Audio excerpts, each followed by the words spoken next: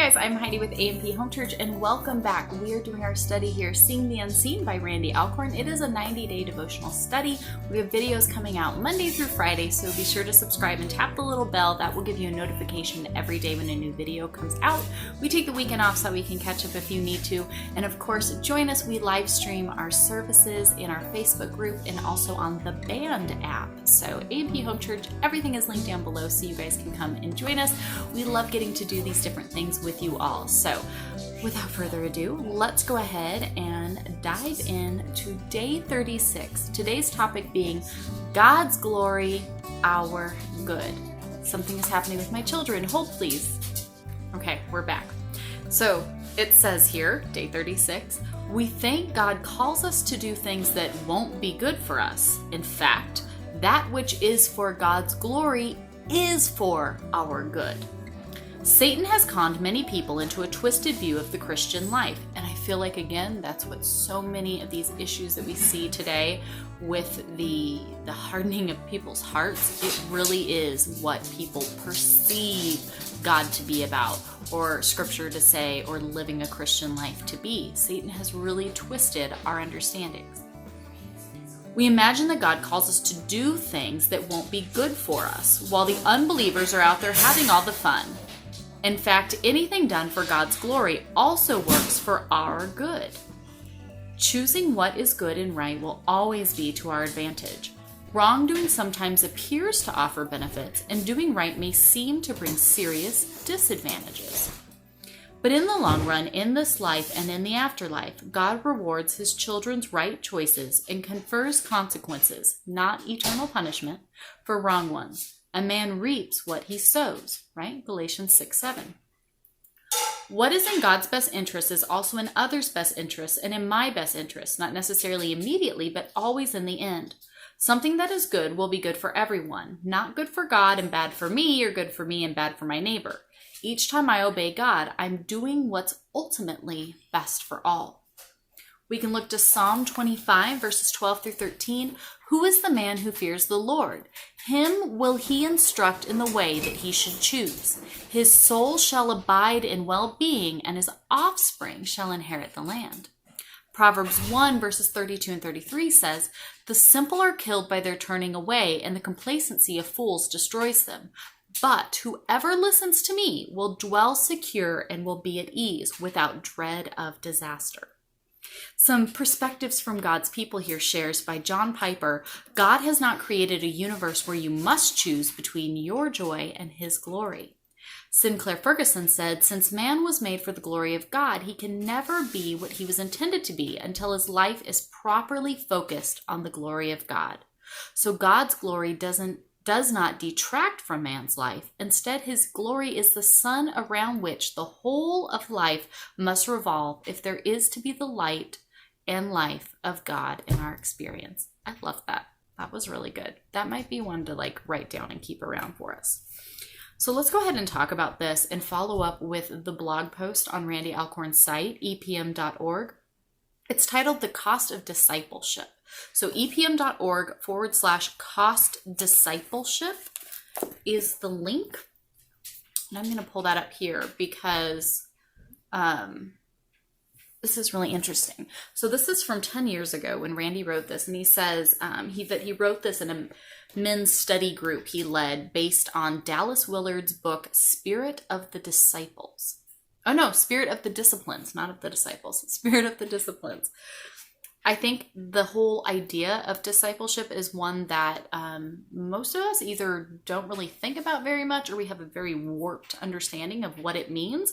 So it's a topic I know I myself love to look into. I think it's important to understand what it is so that we make sure that we are living as disciples, we are being discipled, that we are discipling our children, and truly understanding what this cost of discipleship truly is, especially in our day and age where we are a very self-centered people. All right, it starts off by saying, and he was saying to them all, if anyone wishes to come after me, he must deny himself and take up his cross daily and follow me. For whoever wishes to save his life will lose it, but whoever loses his life for my sake, he is the one who will save it. For what is a man profited if he gains the whole world and loses or forfeits himself? This is arguably the single greatest and hardest passage on self-denial in all of Scripture. We are told we should lose our lives for Christ's sake. We are told we must deny ourselves. If losing and denial aren't enough, we are to carry a cross, the most dreaded instrument of execution there is. Carrying a cross is walking the path not only to death, but excruciating death. The cross is suggestive of the very sacrifice of Jesus himself. In terms of costliness, how much more dreadful a picture could be painted? Right? That's one of these things where if you started with this, so many people would just walk away. They'd be like, yeah, no thanks, I'm good. That sounds awful, and so I'll just stick to doing what I want to do because I don't want to do any of this. And to top it off, we are to do this cross carrying not just once at some triumphant point of martyrdom after which the terrible job will be done. Rather, we are to carry this cross daily, every day of our lives. This is like the core component of what we are to be doing. Is this really, would you say that this is on the forefront of your mind day in and day out? What you're doing as you're planning and going about your day and your thoughts and your actions and all of that? We probably all have some work to do in this area, right? This seems impossible, yet it would be cruel for God to command us to do what is impossible. So clearly he offers the power and means to do whatever he commands. It also sounds emphatically undesirable. Who but a masochist would want to do this? Who could get up in the morning looking forward to doing it or go to bed at night looking back with pleasure at having it done? Yet if we think this way, we are letting the words of self-sacrifice and self-denial, which are real but only part of a larger picture, eclipse the central meaning of the text. So let's take a closer look. If anyone wishes to come after me, he must deny himself and take up his cross daily and follow me. Self-denial and cross-bearing is a means to or part of coming after Jesus. But what does Jesus offer those who come to him and follow after him? Let's consider Matthew chapter 11, verses 28 through 30. Come to me, all you who labor and are heavy laden, and I will give you rest. Take my yoke upon you and learn of me, for I am meek and lowly of heart. You shall find rest for your souls, for my yoke is easy and my burden is light. So once we actually follow Jesus in this mode of self-denial, what do we find? Rest for our souls, not weariness. An easy yoke, not a hard one. In other words, all this apparently heavy-duty self-denial is done with the promise of finding rest, ease, and lightness. The very cross we bear daily is to be borne with rest, ease, and lightness. As we abide in Jesus, as we enjoy his fellowship, as we find our joy in him, we are empowered and fulfilled. It is not only God's glory that comes out ahead in this, we also come out ahead. If it seems that I am imposing Matthew 10 on Luke 9 to lighten it, consider just what Luke 9 itself says in the next verse. For whoever wishes to save his life will lose it, but whoever loses his life for my sake, he is the one who will save it. Here, the end is in full view. Our long-term goal should not be to lose our lives, but to save them. Losing our lives now momentarily is the divinely prescribed way to ultimately save them. Does that make sense? At first, this sounds contradictory to the passage, but look at it closely. Jesus is appealing to our desire to save our lives and our desire to not lose them. He points out that the means to save your life permanently, which is what we want to do, is to lose it temporarily by acting as Christ's disciple rather than doing what we may feel like. The way to lose your life permanently, which is what we don't want to do, right, is to save it temporarily by doing what we feel like while failing to act as Christ's disciple. Eternal minded, eternal focus. This is huge. In other words, this passage that seems saturated by the abandonment of self-interest is in fact an appeal to our true self-interest. It is saying abandon what looks to be in your short-term self-interest and embrace what is in fact in your long-term self-interest. Apparent interest is not true self-interest. Things are not as they appear. The word apparent is key. When we act in self-preservation rather than obeying Christ's command to love our neighbors, to speak his name before men, to abide in him and his word, do we actually bring to ourselves lasting satisfaction? Yes, there are the passing pleasures of sin. We see that in Hebrews 11. Yes, there are the passing costs of righteousness, 1 Peter 4. But long-term satisfaction eludes us, for it can never be found in acts or failures to act of non-discipleship. God has built us in such a way that he is the greatest pleasure and desire of our heart. Therefore, any other pleasures found apart from him can only satisfy us in very brief and shallow ways, followed by guilt and numbness and deeper dissatisfaction. But every command of Scripture to rejoice in following Christ, even in the midst of sacrifice, affirms that obedience is not only in our eternal self-interest, but even our temporal self-interest. The joy of Chinese believers in prison, in contrast to the angry misery of their jailers, is a case in point. What this passage offers us is not loss instead of gain, but gain instead of loss. It is not death instead of life, but life instead of death.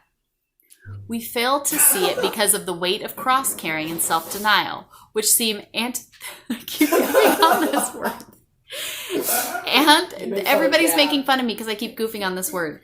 Antithetical. There we go. I'm not going to laugh at you. The baby's asleep. My husband's not laughing at me because he goofs too. The kids are laughing at me. And now I lost my spot. To gain and life. But in verse 25, Jesus asks, "For what is a man profited if he gains the whole world and loses or forfeits himself?" Note that Jesus directly appeals to our human desire for profit. He wants us to want gain, and he wants us not to want loss. In fact, he has created us, designed us to want gain and not loss. He appeals here to the very way he has made us, stumbling through the words and all. Jim Elliot's words make this precise point, though they, just like Christ's words, are typically misunderstood. He is no fool who gives what he cannot keep to gain what he cannot lose. Elliot and the 4 other men who died in the jungle, amazing story if you guys have not read up on him and that whole story of these missionaries years and years ago. It's fantastic. They sacrificed, carried their cross, denied themselves, and lost their lives, figuratively and literally. But why? Read it again. He is no fool who gives what he cannot keep to gain what he cannot lose. The statement is all about gain. Jim Elliot was a profit seeker. The men who died on the beach did what they chose to do and what they wanted to do. Even in the short run, they would have been miserable and unfulfilled not doing it. And in addition to that, they would have forfeited incalculable gain. Using Willard's terminology, the cost of their non-discipleship would have been far greater than the cost of their discipleship. It would have taken a terrible toll on their lives. They would have been fools not to follow Jesus, and they didn't want to be fools, and neither should we. We mistakenly associate Eliot's famous statement, just as we do Christ, with self-sacrificial altruism stripped of any thought of self-interest or gain. But in fact, gain was the whole point of his statement. Jim Elliot was an excellent wrestler at Wheaton. He knew about winning and losing. He didn't want to lose, he wanted to win. And he was right to want gain rather than loss. The difference between him and so many Christians is not that he didn't want gain. All of us want gain. It was that he realized what gain would last and what gain wouldn't last, and he chose the one that would last.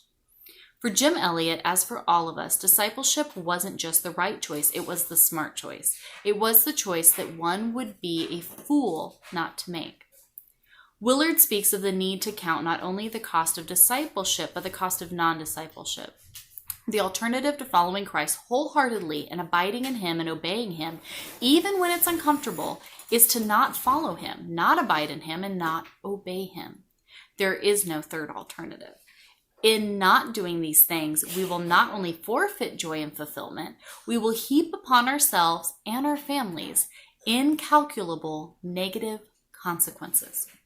Taking up our cross to follow Christ is truly in our best interest. Losing our lives in obedience to Christ will result in finding our lives. This is smart, always in our ultimate and often even in our immediate self-interest.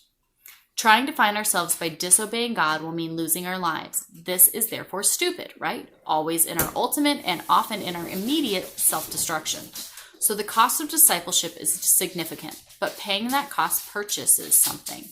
It purchases life, gain, profit, reward, rest, and fulfillment. By not paying the cost of discipleship, that is, by paying the cost of non-discipleship, we purchase death, loss, anxiety, and lack of fulfillment. So which is the better deal? What is to God's glory is also to our good. What is right is also smart. What is wrong is also stupid. Find the one with the burrito and 2 tacos. Yes. So when we are tempted, let's be motivated not only by our love for God and our desire to see God glorified, lofty as those are, sometimes they seem insufficient to motivate us. Let's also be motivated by our desire for life rather than death, and gain rather than loss. Let's be motivated by our desire to live smart rather than to live stupid. Let's realize that the passing cost of discipleship, real though it may be, pales in comparison to the lasting cost of non-discipleship. Does that make sense? So instead of watching TV or responding to email or writing my novel, I'm going to read scripture in Willard now. I'm motivated by finding greater gain and greater joy. Gain and joy that will last. And Lord willing, that will surface in my interactions with my wife and those I spend time with today and in the days to come. Isn't that fantastic? So let's think about the cost of discipleship. Let's think about holding that mirror up before ourselves today. Where are you towing the line? Where are you not towing the line? Where are you moving in discipleship, or are you stuck in non-discipleship? Where are you at and what are you struggling with? Okay, share in the comments either down below here or come over to the Facebook group. I'm going to end this because my whole family is up here now making a ton of noise, and so you probably can't even hear me. But thank you so much for hanging out with us today. I really enjoyed it. I'm looking forward to hearing your guys' responses, and we'll see you all tomorrow. Bye, guys.